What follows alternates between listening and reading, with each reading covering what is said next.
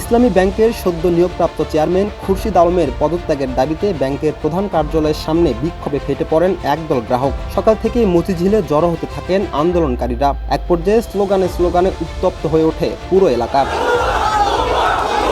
পরিস্থিতি নিয়ন্ত্রণে আনতে মাঠে নামে পুলিশ। আন্দোলনকারীদের ছত্রভঙ্গ করতে ব্যবহার করা হয় সাউন্ড গ্রেনেড, টিয়ারশেল ও জলকামান।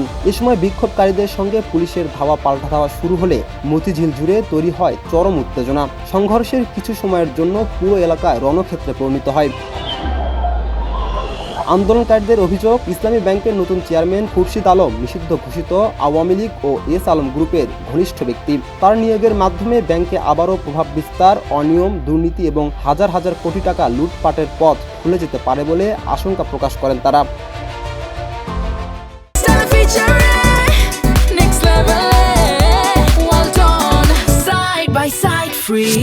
বিক্ষোভকারীরা অবিলম্বে খুরশিদ আলমের নিয়োগ বাতিলের দাবি জানান। একই সঙ্গে স্বচ্ছ, নিরপেক্ষ ও গ্রহণযোগ্য প্রক্রিয়ায় নতুন চেয়ারম্যান নিয়োগের আহ্বান জানান তারা।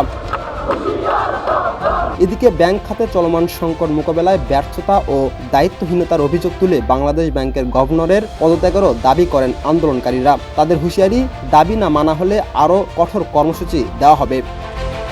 রাকিব হাসান, ইত্তেফাক নিউজ।